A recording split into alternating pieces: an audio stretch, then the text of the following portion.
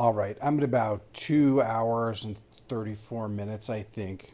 Okay, if it sounds obvious, it's because it's totally obvious. Okay, so if you really want to bring left and right into this, let's talk about the ultimate leftist theory, which is postmodernism. Frederick Jameson, okay, never been a big fan of Foucault. I don't give a shit. Umberto Eco is great as long as he's funny, and like I said, I think Umberto Eco is the kind of guy who's in the same vein as like Christopher Hitchens, David Foster Wallace, and C.S. Lewis. Okay, these are people who have legitimate commentaries about civilization. Okay, and the way people talk about civilization is they talk about the forms of art, the forms of creative expression. Oh my God, is it art though? Is it really art? It's like that conception of art has a birthday.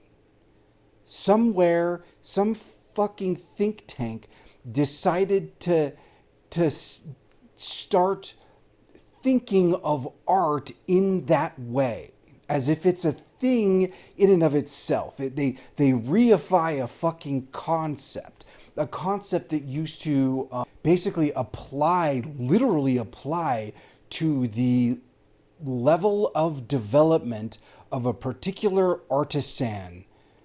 And I already talked about that, right? I keep thinking of like Talleyrand or something. From every time I think of like, are there other kinds of art? I think of a guy like Talleyrand, who was like, I'm no historian. I'm just pulling stuff that I've run into, out of my ass, as I remember it. But he was a main opponent of Napoleon. Okay, and Napoleon had let's talk about Napoleon. Napoleon had armies, and he was basically a fucking artist. Pre-industrial age, he was the primo artist of the battlefield. He thought creatively. He thought on his feet. He could do amazing things that the medium wasn't supposed to do, like leverage multiple armies with a single army. He could break all the rules, right? That's not supposed to be art. Oh my God, yes, you can divide your forces, says Napoleon, right?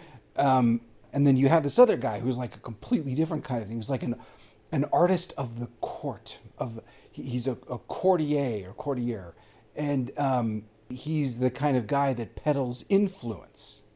He's a slime ball, as we might say. I mean, there is an art to people who can peddle influence. Apparently, someone who can push pencils and court influence and whisper in ears can destroy someone who can marshal some of the most creative, original military strategies and that had ever been implemented on Earth up until that time. Dude. Okay, you want to talk about is the fucking, like, which one's art? The rock suspended or the Michelangelo's rock? I don't know. Are we in the court or are we on the battlefield? Are we in the past or are we in the present? Okay? My question is, if you really wanted to talk about art, why would you pick PragerU? PragerU doesn't know anything about art. They found a guy who's probably conservative.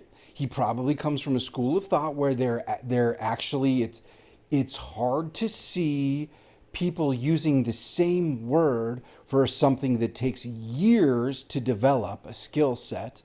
things that you literally can't bring into existence without 10 years on a medium. Okay? And to see something like that referred to as the same thing that you could just sort of like, tape the banana to the wall, but even things that are more clever, right? It's hard to compare them, right? And so the whole point is that with modern painting, you could see the brushstroke. You could see exactly how it was created, right? There was a theory which emerged, which basically tried to distill what the essence of like painting was. Like, after a while, especially after like Monet and stuff, after a while, people just started using paint more and more visibly, right? Because in the past, if you were painting a fresco or you're painting, like no one cared if you used paints or there was no other way to produce an image, and the character of your medium wasn't an issue. I need to know that this like page was about when like King like won this thing and massacred the other side, and then and you could see like the manuscripts of like cartoonishly rendered like knights cleaving the skulls of state enemy, like enemies of their boss. You can't compare the kind of creature that is this potato lesbian. You can't compare that to the kind of creature that would have been drafting a manuscript in ancient like Europe, like freezing their ass off in some abbey somewhere and feeling some calling from the beginning of it. Like there's nothing else, nowhere else on earth for them to go, nothing else to do, but also no higher calling, and to boot, no other way this would ever get done if it wasn't this monk in this abbey producing this manuscript. I don't want to hear any comparison between that guy and like the Bay Area student that's thinking, you guys don't think that people actually pick junk up off the ground in art school on their way into class, like and then just like rubbed it in there, on some paint left over on a wall and said that's my artwork, and then made the plaque, made the statement that's like the book, like that. You cannot compare that kind of artist to what you would call an artist in the Abbey, just like you can't compare Michelangelo to this rock, right? This floating rock.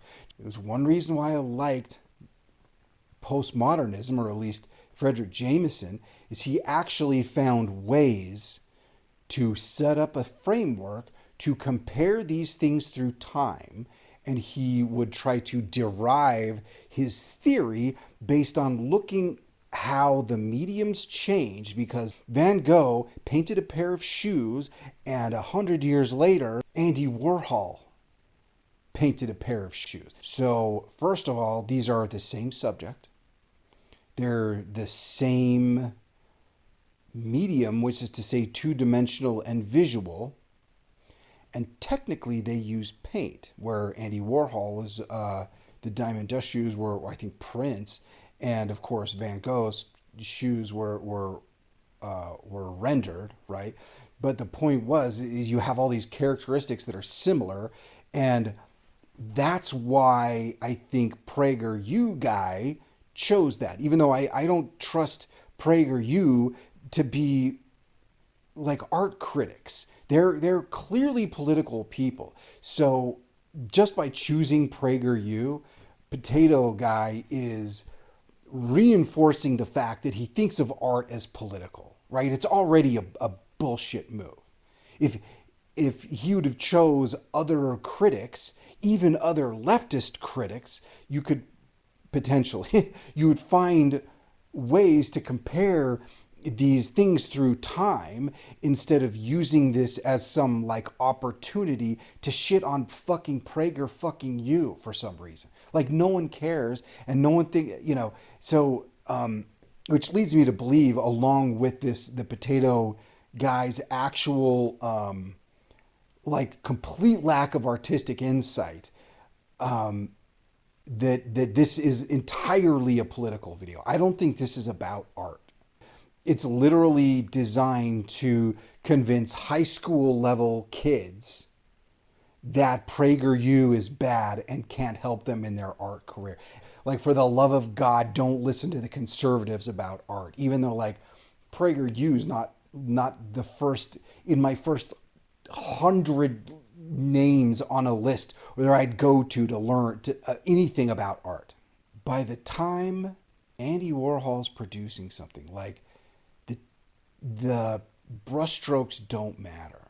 We just went through a period of art where the brushstrokes mattered a lot, and then at some point people just tried to start hiding how it was produced, or they were trying to say emulate a brushstroke, but it's a printed brushstroke. Like, the best way to talk about this is like these old L'Oreal bottles used to have what's essentially a like de Stijl, like a Mondrian type work, but it was a caricature of Mondrian, and it was on a fucking shampoo bottle or whatever, or a hair gel bottle, and its meaning was totally stripped out. Like Mondrian is a modern artist, the kind of the era where modern art was a system of symbols and concepts that were being tested scientifically, that is to say, methodically and systematically, right? In order to develop, whatever artistic idea you're talking about, right? If your idea was about color contrast, you'd look to someone like Rothko, right? And he was scientifically thinking about color, right? There are other guys like Pollock.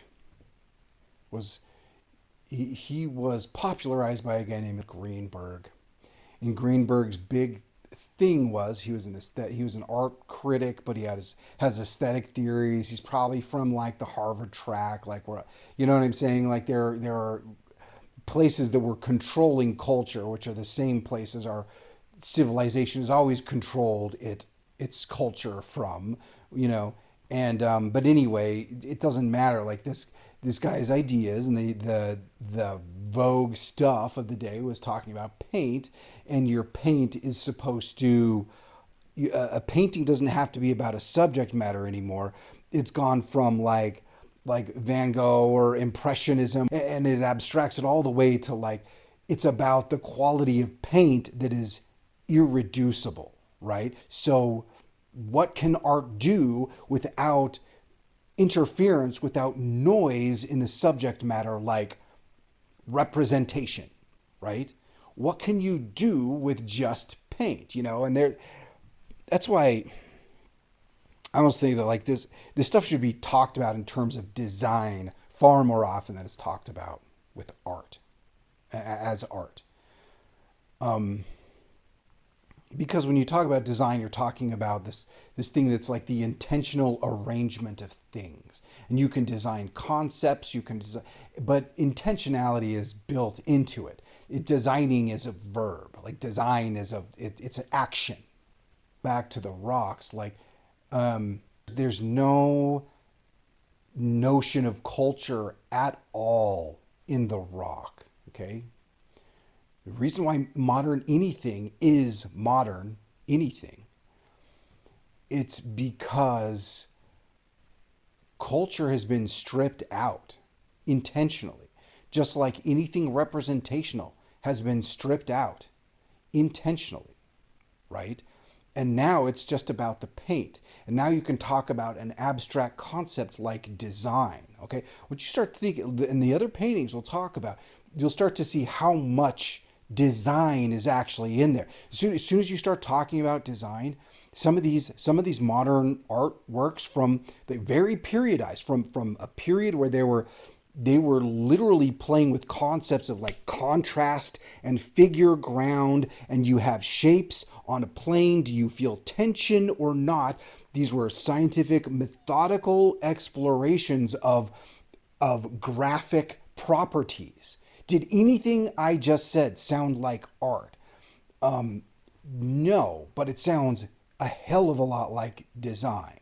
Okay? And everything I just said that could refer to modern art, quote unquote, capital M modern, not like contemporary, not whatever. At least modern painting can apply to like web design, UI and UX design nowadays, and it does. Like I'll show it to you. I'll just fucking show it to you, right? And so to go back to like the Frederick Jameson postmodernism thing, that's kind of why you consider things in terms of periods. You want to know what the sort of spirit of the age is, because that contextualizes the art, right? And this kind of like, this goes for the PragerU guy as much as the other, but it sounds like the PragerU guy understands that. He's just not impressed.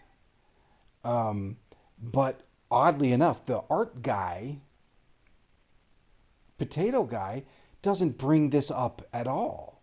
He's focused entirely on the political side of things. Yeah, try to figure out politics through history. At least the PragerU guy is a good artist, so he had to have embedded some kind of like work ethic. He had to work through what makes an image, what makes something look real. He had to develop his style. There's all sorts of stuff that guy had to do that's proof positive he knows something important. So when you take that out of it, it's like Prager 1, political guy 0. So the idea was that in Van Gogh's time, they created the image using paint, and there were some certain themes that were involved there too. So you have this like physical kind of dirty medium paint, and it was about like these work shoes, right?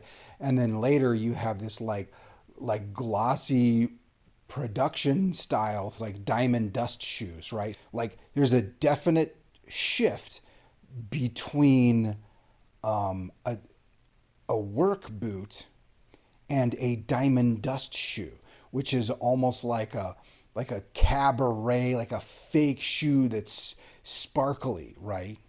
But then at the same time as the subject matter changes through these periods, the medium changes as well, right? So what can you say if we're talking about David, the statue of David, all the way to this like rock that's suspended? And we're talking about subject matter moving with the medium. Well, a rock wasn't the subject matter. A figure, an individual, is the subject matter. So what you'd actually have to do is compare David to a modern iconic thing. Like David, you could almost say was like a past movie star, right? Like what's a past movie star? What if you compare David to Elvis, right? And like some people that might be absolutely like ludicrous. David, you may want to focus on, instead of just like a figure of the past that everyone knew about, was like this shared figure. David was actually maybe the pivotal thing was like that he gave birth to a nation of people. Like it wasn't just a name, it wasn't just a celebrity, it wasn't a well, who gave birth to what? It's like you're talking George Washington, dude. You're talking that's like as close as we get. Like in the modern age, if you were to look around and say, you know what? In the modern age, in the age where meaning has been stripped out of things, and we're talking about design concepts and really like the suspended suspended boulder or whatever. That's really all that is talking about, is a primordial emotion, like fear, like get away from the rock. Except that the modern ironic Bay Area artist is like you see that you need an ironical kind of distance, right? Because it's not like, oh shit, I better get away from this thing. It's like, oh, interesting, it makes me think, oh shit, I should get away from this thing. So you're getting like bizarre telescopy of a concept through irony, right? And so can you compare anything like that with David? I mean, I don't think there's anything like that with it. There's no type of distance like that. What are you going to say? Are you going to say there's nothing even close? Like when a person of the day looked at David, they might have said that like marble would have been the perfect medium to render David because it's stone, it lasts. It's like impervious. It's or something like that. It's pure and it's this or that. You could do all sorts of like physical characteristics, but rock is the subject in the modern. Rock is the medium in the Renaissance, right? So let's look up something like what does a modern art piece where someone who has given birth to a people or a nation and a great, well-known sort of shared figure in a culture was represented in stone, And it's like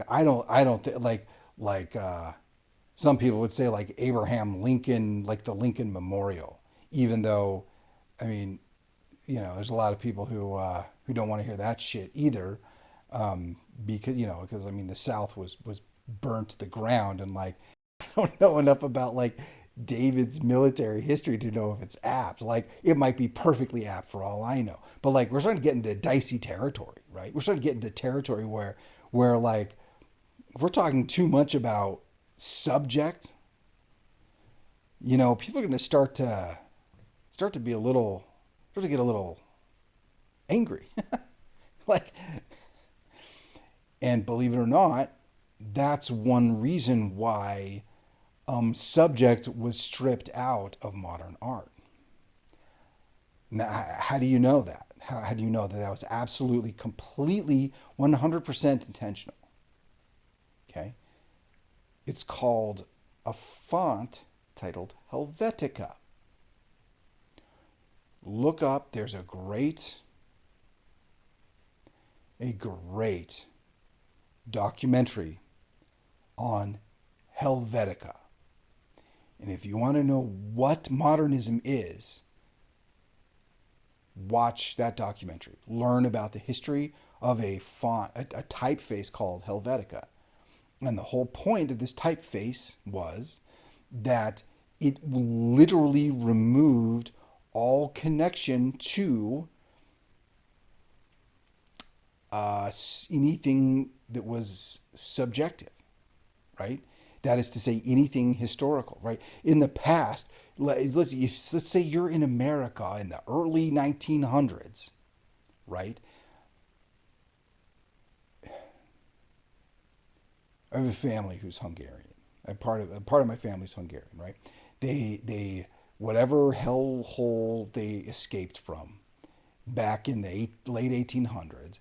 They managed to bring back some china, right? And a couple of these pieces of china survived, and there was this heavy calligraphic font used. Okay. Now, in the 1900s, a Hungarian would see that and instantly know it was from their home country.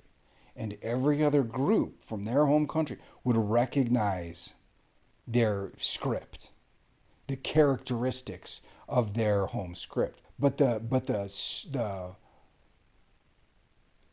social plan for the U.S. and eventually for like the entire West was that these things were eventually to be integrated. And the only way they could really do that, once cities started getting big enough, it's like, we need to be able to do something as simple as create a sign with a typeface that doesn't recall things that create division, confusion, or recall home, or recall anything. Just the facts. Just what's being said in the most easily understood way possible, which is this typeface they came up with that ended up being the typeface for like municipal signs, any other, public transportation, official documents, things like that. Anything in the public, though, especially Helvetica. Okay, and and it's the kind of thing you see now, and you're like, oh God, more of this. Like it so permeates everything. It's like being in water. No one even sees it. But that was like the entire point of this. Like people have to work on fonts. Yeah, they have to like revisit Helvetica. They have to start doing things to Helvetica like fonts, these sans serif fonts, to start making them palatable again, right? So how do you make things cutesy and sort of expressive without being subjective, right? In the way that these things were in the past. Well, a big way to do that is through irony, and of course an ironic thing is like if you are talking about balloons, you use a font that looks balloony. It's that stupid, but does it, it went there, and this is a type of visual communication that was essentially developed through the modern era. This is modern art. Okay, this is the cultural expression of things that were discovered in capital M modern art era. Okay, and a through line, I always love to look at De Stijl, because De Stijl goes from modernism, when they were scientifically, methodically, and systematically testing ideas that it's kind of funny because like there's a reason why modern conservatives probably wouldn't like this too, because it is explicitly international, right? But then anything we consider in the US to be modern conservatives, they were long bought in to this kind of internationalism. So like it doesn't even make sense. It doesn't even read. Actually, back in those times, liberalism was Christian. Think about it. Like Christ was the one who didn't care where you came from, didn't care what your history was, didn't care what your birthright was. You protect the masses who are vulnerable. It was the Christ-like mindset that was, no, you protect the tender shouting masses because you're a good person and you're trying to emulate Christ, and the weakest, how you treat the weakest tells everything about how you treat everything else in the world, right? And so that was liberal back in the day. It was explicitly Christian. So any idea of like right or left now, again, it doesn't track past capital M modern. It doesn't even it probably doesn't track past. Well, it starts to make sense post World War II, but you still have a couple decades of like C.S. Lewis, and you have a time where people could really understand and venerate historical and subjective things, and they're smart enough to not need to strip those things out of their art in order to find some value in it, right? It's a choice to strip out subjective notions and stick with something as simple as design. It's completely a choice, and sometimes you kind of have to do that, and sometimes it's just it leads to a lot of dead ends, man. It leads to a lot of nonsensical stuff. What's funny about modern design is you intentionally start reintroducing subjective things. So imagine that instead of drawing from the canon of like Christian imagery, right? Like you're David or something like that. Imagine that you've stripped all of that out. You've used the principles of design, and you've not only designed the physical media, but you've designed the language as well as the places in which your images and language show up. And part of what you do then is to reintroduce your own imagery, the same type of stuff that would have been stripped out in capital M modernism to derive a distilled notion of design and conceptual design, as well as just like spatial and graphical design, right? Graphic design. But once you start designing messages, you start redesigning what would be the equivalent of like religious imagery. Okay, we used to do this. I used to know another anecdote, right? I knew a woman. She went through very modern literature program. So she was as as leftist as you can imagine, right? And she worked at a place I worked at, and we looked at a competitor's marketing campaign to analyze it. Okay, and we're like, this is one of our main competitors in the space. They're having success, and we want to have success. So let's look at their assets. Let's look at their assets and decide, figure out what they're doing, right? And after a while of taking apart their imagery and their language, we realized they had completely recreated a creation myth, all the way down to images of, like, if you can imagine, like if it was a real estate thing, you can imagine like you have a picture of like a family at the bottom all happy looking up, and at the top there's a big hand with keys coming down and like handing them the keys from on high. A total religious metaphor, right? And then your text would be something like, let's save you from like high rent prices or something like that. Like it's a savior myth, savior language, right? This is 100% a retooling of Christian imagery. But in capital M modernism, they pulled all that subjective crap out, and I'm not saying Christianity's crap. I'm saying, you guys, this is the world we live in. They pulled the meaning out, created or tested for and developed visual language and language, like all this other shit. And then by the time they reintroduce it to people, it's like selling them their crap back to them. But then instead of a religious message, you throw a marketing message in there, but you've stolen the impactful elements of the imagery it came from years past, right? Like, imagine that. So when people talk about modern art, you don't realize it's a step in a culture